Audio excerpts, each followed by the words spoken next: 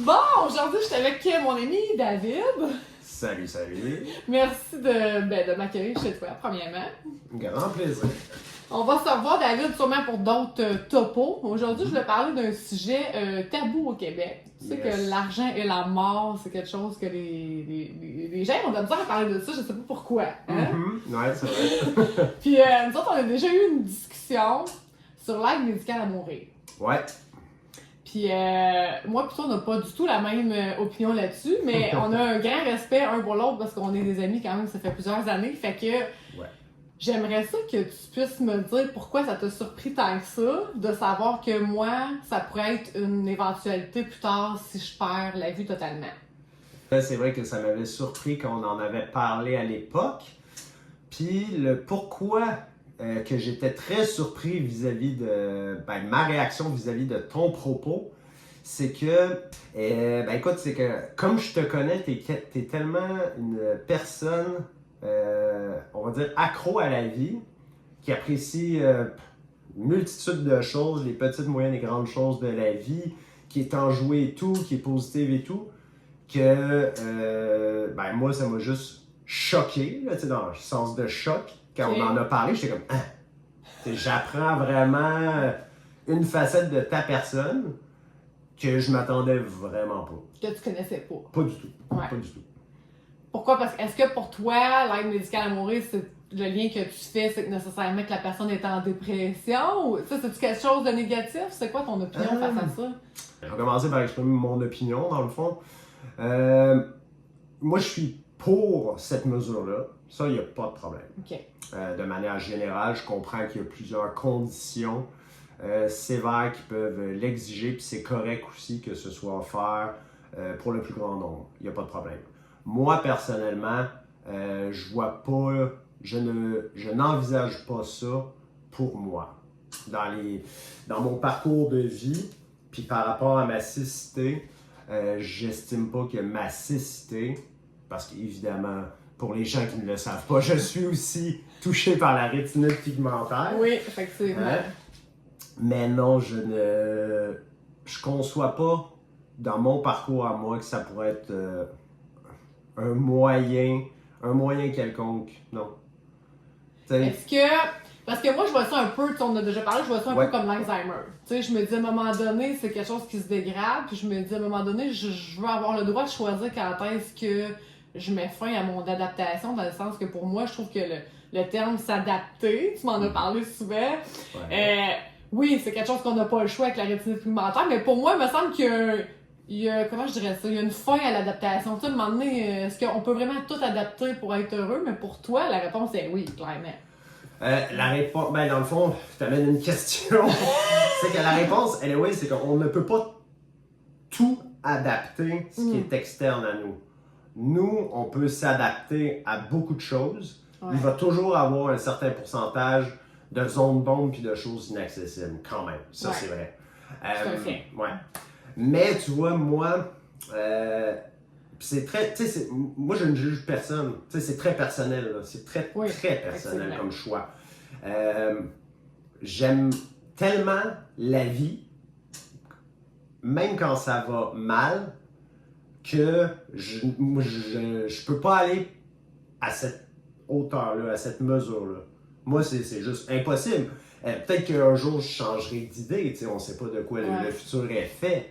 Mais par rapport à mon background, par rapport au niveau de cécité que j'ai maintenant, c'est pas du tout une mesure viable, entre guillemets. Ouais. Parce qu'en bout de ligne, ça vers quoi ça l'amène, c'est la fin du scénario, c'est la fin de l'histoire. Effectivement. T'sais? Il n'y a pas d'autre chose après, là. Non, c'est ça. Fait que on moi, est rendu au bout. Exactement. Fait que non, tu vois, comme de la personne que je suis, malgré les obstacles, malgré les difficultés, je suis du genre à toujours tendre vers, je vais dire, du positif tout le temps. C'est vrai. T'es une grande source d'inspiration pour moi, by the way. Tu l'es encore, c'est vrai. Parce que David, c'est quelqu'un d'exceptionnel, que c'est sûr qu'on fera un autre topo, c'est ça, sur ta condition à toi, ta vie, mais tu sais, de base, c'est quelqu'un de très actif. David, c'est celui qui ne répond pas, mettons, stéréotype d'une personne aveugle, tu sais, qui va juste à la pharmacie, puis qui revient chez eux, puis qui fait pas grand-chose de ses journées, là, tu sais. Ben, On est à l'opposé de ça avec toi, fait que, tu sais, on est vraiment dans une vie trépidante, tu sais, sportive, professionnelle, tu sais. T'es comblé sur plusieurs aspects. Ouais, je suis très chanceux. Oui, mais ça, en même temps, tu l'as construit, ça, tu sais, ça vient Ben pas tout oui, seul. puis tu vois, juste pour surenchérir, tu sais, sur ma propre position, l'année dernière, j'avais fait un voyage au Mexique. Ouais. Puis la dernière journée, quand j'étais avec ma blonde, on prenait notre dernier café avant de partir, puis on a croisé, c'était un Canadien qui était là en vacances. Puis le monsieur, il a constaté ma canne blanche et tout, puis il se met à parler avec nous, puis là, je parle, puis là, il a constaté que j'avais un handicap visuel. Fait qu'on en parle ensemble, puis il me pose la question, ouais, mais, tu sais, je t'ai vu sur le resort, puis il dit, tu sais, t'as un niveau, tu sais, ce qu'il voulait dire, c'est que j'ai un niveau d'autonomie, Ouais. je fais des voyages, comme toi d'ailleurs, Ouais. puis il disait, ouais, mais pourquoi, tu sais, qu'est-ce qui te motive à? Ouais. Puis j'étais comme, ben écoute, je sais, c'est une bonne question, mais j'étais comme, honnêtement, c'est la vie. C'est juste la vie. Parce que le temps imparti qu'on a sur cette terre, somme toute, c'est très restreint. Ouais, c'est vrai. C'est tellement restreint. Puis moi, je me vois pas m'amputer du temps qui me reste pour ça. Ah, c'est bien dit. C'est Oui, bon. Fait que tout peu à fait. importe, c'est ça ta condition pour tout. Ton bout de chemin se terminera quand la vie le décidera, tout simplement. Ouais. Ok, c'est bon, merci. Tu sais que présentement, les lois diffèrent du Canada et du Québec. Mhm. Donc, au Canada, on reconnaît le handicap qui est dégénératif comme une option pour l'aide médicale à mourir. Au Québec, ce n'est pas reconnu. C'est seulement l'handicap neuromoteur qu'on appelle. Donc, ça ne nous touche pas, nous. Mhm. Est-ce que même si pour toi, c'est pas une option, tu voudrais quand même que les gouvernements prennent position là-dessus et disent hey, ouvrez la porte pour ceux qui le désirent. Puis est-ce que tu es capable quand même de comprendre la décision qu'une personne comme moi, mettons, peut avoir face à ça? Mhm. Cet Ouais. enjeu-là, ouais. Oui, je peux la comprendre. Écoute, moi, c'est sûr que, professionnellement, moi, je suis travailleur social. Donc, oui, je suis pour que les gens prennent leur vie et tous les tenants et aboutissants de leur vie en main, bien sûr. Mais je m'attendrais à ce que les gouvernements mettent vraiment des mécanismes pour soutenir les gens. Vraiment, parce que c'est la décision d'une vie. Désolé pour le mauvais jeu de mots, mais ça dit ce que ça va dire. Non, tu sais, on peut pas laisser les gens tout seuls là-dedans. Puis j'aimerais pas qu'il y ait de la dérive, de l'excès. Ouais. Que pour un tout ou pour un rien, on le demande. J'aimerais pas que la situation dérape. Donc, qu'on encadre bien, très très bien les gens pour les accompagner dans leurs décisions, là, puis après ça qu'on respecte. Pour toi, de l'accompagner, c'est-tu d'être évalué tout ça par, exemple, travailleur social, psychologue, de dire que c'est vraiment le choix de la personne, Ouais. puis effectivement, on le fait, Ouais. c'est ça? La société, je pense, ne peut pas laisser les gens tout seuls là-dedans. Puis je pense que des fois, on le constate aussi par des suicides, des suicides personnels, individuels, qui auraient pu être différents. Ouais. Les situations auraient pu être différentes, être accompagnées, savoir pouvoir dire au revoir à tes gens, en parler. Dans la dignité. C'est ça, mourir dans la dignité, là, c'est pas pour rien, qui ont inventé le terme. Fait que je pense que, non, c'est ça, juste plus de soutien puis de mécanismes pour accompagner les gens. Pas pour les persuader d'eux, mais les accompagner, parce qu'il y a peut-être des gens aussi qui vont se dire c'est mon désir au moment T, parce que je vis X, Y difficulté, évidemment par rapport à l'handicap visuel, mais est-ce qu'on a abordé toutes les sphères sur lesquelles ça aurait pu être travaillé? Est-ce que tu as fait un travail en réadaptation? Si oui, comment? Est-ce que tu as le soutien social, sociétal adéquat? Vas-tu plus loin que ta réadaptation? Parce que la vie, c'est pas juste la réadaptation en déficience visuelle. Puis moi, c'est un travail que je fais souvent avec les usagers à mon travail, de faire comme non, c'est bien la réadaptation, mais il faut aller plus loin parce que la vie, les plaisirs de la vie, c'est de... Est-ce que tu as fait le tour? C'est ça, des solutions que tu avais. Oui, exactement. Puis des opportunités qui peuvent s'ouvrir à toi dans le futur aussi.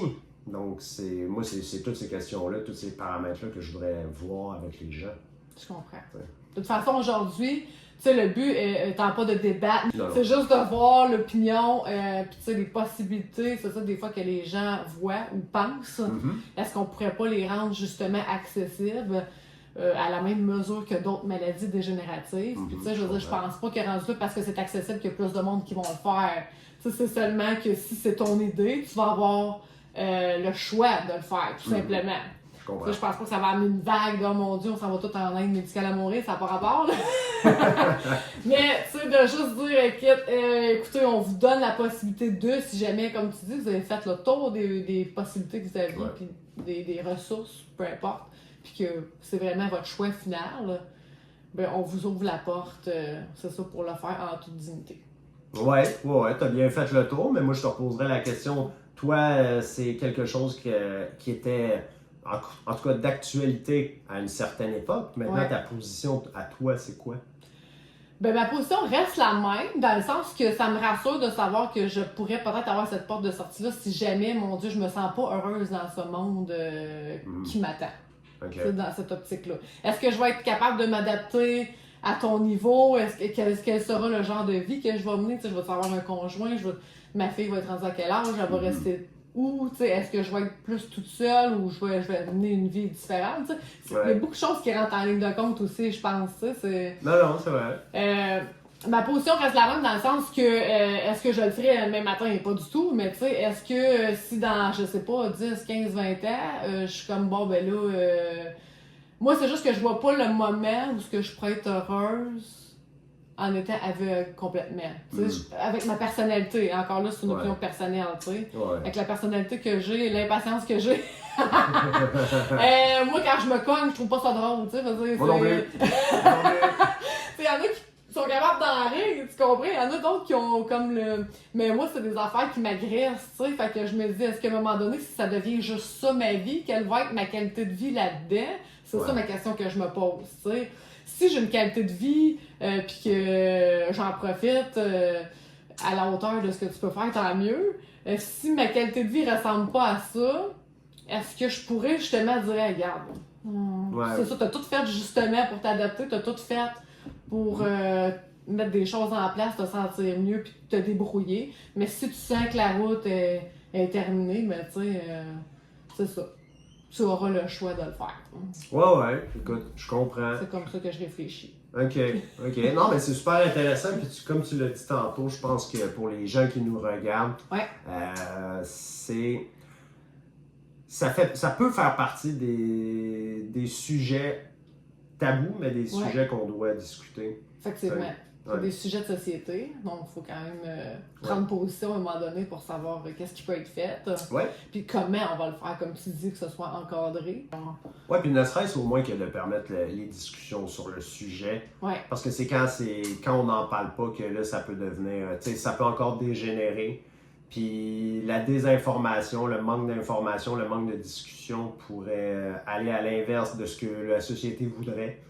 Fait que je pense que juste de permettre une discussion comme on le fait, puis de le faire voir au grand public, je pense que c'est déjà très bien. Ça va dans la bonne voie, je pense. C'est vrai, c'est un bon point, la communication. Savoir le dire sans que personne fasse mon Dieu, t'es-tu en dépression, ça n'a pas rapport. Non, c'est ça, c'est pas ça. C'est pas parce que tu décides ça pour plus tard ou que non, mon Dieu, tu te sens pas bien ou que, pour moi, c'est ça, ça peut être vraiment vu comme, mon Dieu, comment je dirais bien ça? Une option douce. Dans le sens que j'ai été bénévole aux soins palliatifs, j'ai vu beaucoup de beaux derniers moments et je me dis si on peut accorder ça à quelqu'un, peu importe le contexte de sa maladie, pourquoi pas. J'invite tous les gens qui nous regardent à quand même se briser leur petite coquille, puis si c'est des questions que vous avez, ben d'en parler, de pas avoir peur, quitte à foutre des malaises aux gens autour de vous. Nous autres, on est habitués. Mais au moins de discuter puis d'en parler avec des personnes de confiance, que ce soit un intervenant, travailleur social. Sans jugement. Ben oui, exactement, sans jugement. Excellent. Hey, merci David d'avoir accepté l'invitation. On se revoit assurément pour un topo sur justement ta vie, ton côté plus personnel, ton parcours. Ça sera avec plaisir. Ben, merci! Bye bye!